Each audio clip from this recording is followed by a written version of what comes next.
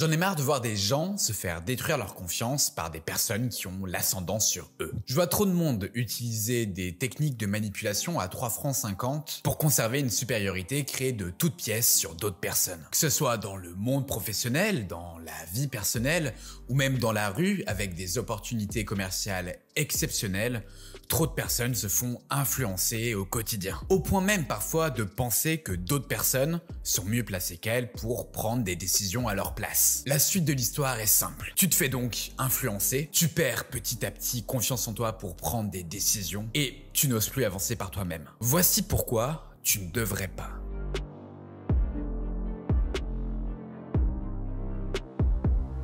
Nous sommes dans une société où le marketing règne en maître. Et pourtant, la culture française, ou francophone d'ailleurs, n'est pas celle des States. Mais malgré tout, il est présent en permanence. Et indirectement, il est à l'origine de nombreux syndromes de l'imposteur. Mais avant que l'on avance ensemble dans cette réflexion, il est important que je te définisse ce que j'entends par marketing. Les puristes vont d'ailleurs me détester avec ces définitions. Parce que, au sens premier du terme, c'est avant tout appliqué au business. Mais bas les steaks. Le marketing, c'est donc l'art de toucher sa cible en valorisant un produit. Et je mets produit entre guillemets parce que les humains se marketent très bien, eux aussi également. Et en vrai, on le fait tous plus ou moins. Lorsque l'on fait un beau CV pour trouver un emploi, c'est du marketing. Construire son meilleur profil sur Instagram, c'est faire du marketing. Raconter des conneries toute la journée au bureau pour impressionner la nouvelle collègue, c'est faire du marketing. Le marketing est souvent utilisé pour impressionner. Et donc, s'il impressionne, il peut aussi dévaloriser les plus sensibles d'entre nous, au point même de te faire sentir parfois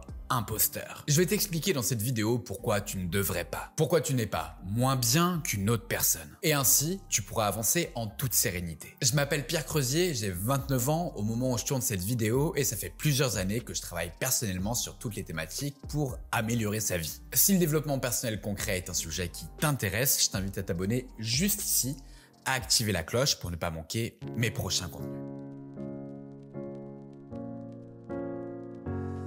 Bon, avant que je me fasse dégommer en commentaire, il est important que je te précise une chose et il faut la garder en tête tout au long de la vidéo. Je n'ai absolument rien contre le marketing. Je l'utilise au quotidien dans ma vie professionnelle, que ce soit pour mes projets ou pour ceux de mes clients. Le marketing est une discipline géniale qui permet de valoriser de super bonnes solutions. Au sens même plus large, le marketing va vraiment permettre de parler du bon produit ou du bon service à la bonne personne, celle qui a envie d'en entendre parler. Donc, encore une fois, pour moi, le marketing, c'est une thématique géniale. Sauf que, comme tous les trucs géniaux, il y a parfois des revers de la médaille. Alors évidemment, une bouteille de Pepsi ne va pas mal se sentir face à une bouteille de Coca qui prétend être le meilleur cola du monde. Par contre, un humain avec ses émotions peut facilement se sentir dévalorisé lorsqu'il se compare à autrui. Qu'on se le dise, se comparer est toujours globalement une mauvaise idée, peu importe la situation. Pourquoi ? Parce que nos histoires personnelles sont toutes singulières, avec leurs péripéties et leurs constructions diverses. Oui, mais voilà. Comme si la capacité à se comparer des êtres que nous sommes ne suffisait pas, le marketing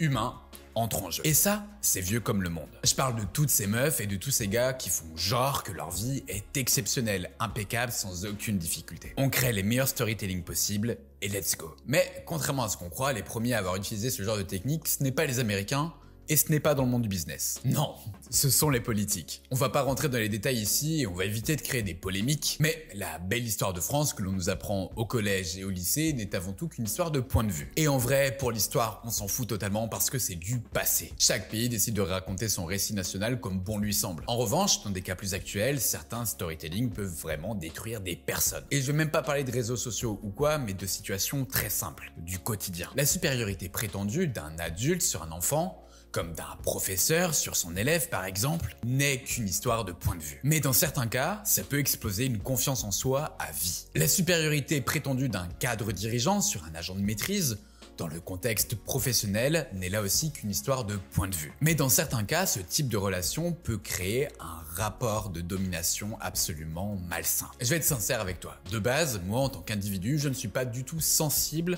à tout ça, à l'impact que peuvent avoir les autres sur moi par rapport à leur statut, à leur âge et tout ce qui va avec. Enfant, je n'avais absolument aucun problème à remettre en place certains adultes qui se prenaient pour des héros, même si c'était des professeurs à moi par exemple. Quand quelque chose me semblait injuste, peu importe le statut de la personne, je le disais et je m'en battais les steaks. Mais en avançant, j'ai compris, j'ai observé, j'ai analysé que ce genre de comportement pouvait littéralement détruire des gens. Qu'après ces rapports de domination, certaines et certains d'entre nous pouvaient se sentir illégitimes à vie. Et tu vas voir, ce n'est pas à juste titre.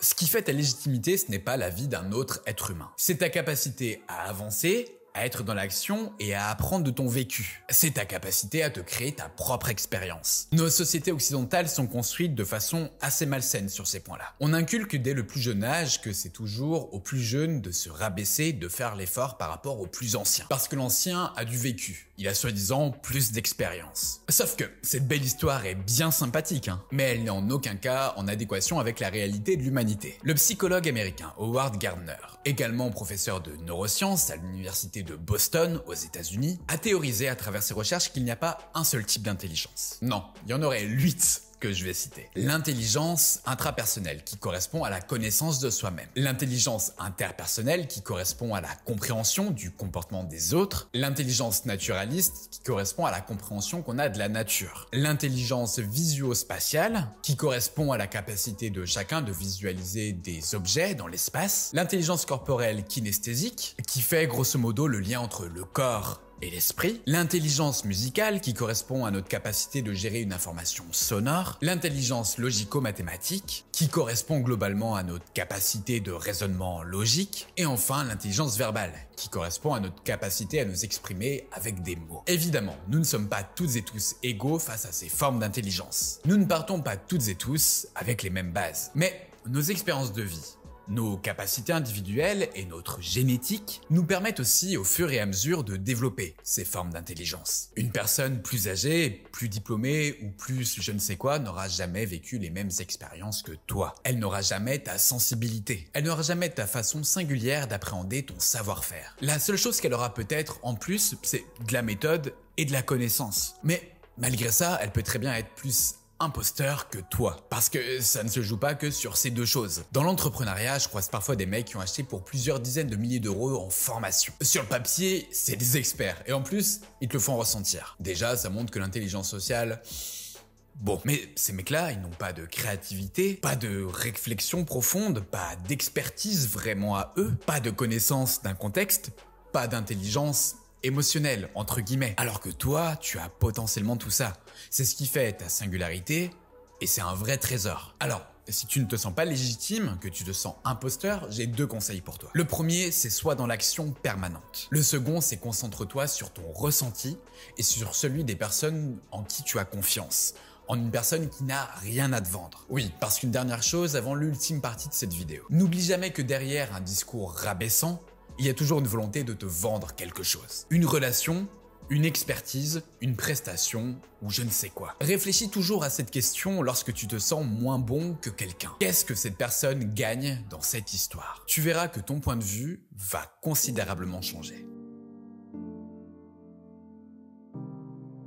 En fait, tu n'as pas à te sentir imposteur. Évidemment, il existe des personnes qui vont être plus compétentes que toi. D'autres auront plus d'expérience. Et c'est réel. Mais est-ce que ça veut dire que ta réflexion est moins légitime? Que ton talent est inexistant? Absolument pas. Je vais te partager une anecdote. Et en fait, non, je te partage pas une anecdote parce que après réflexion, je me dis que juridiquement, je peux avoir potentiellement des problèmes. J'avais cité personne, bien évidemment, mais il suffisait de faire une petite recherche sur mon profil LinkedIn pour savoir de quoi je parlais. Et en fait, j'avais pas envie d'avoir des soucis, c'est pas utile. Ce que je veux juste te faire retenir, c'est que en gros, j'ai eu un conflit avec un ou une de mes supérieurs hiérarchiques à un moment donné. Et c'était quelque chose qui pouvait avoir un effet sur la santé d'autres personnes.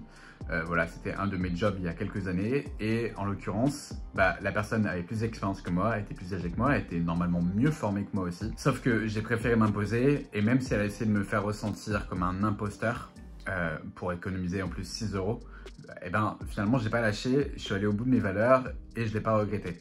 La personne derrière me l'a fait payer dans son management pendant plusieurs semaines, mais quand même malgré tout, je suis allé au bout de mes convictions et je me sentais mieux comme ça.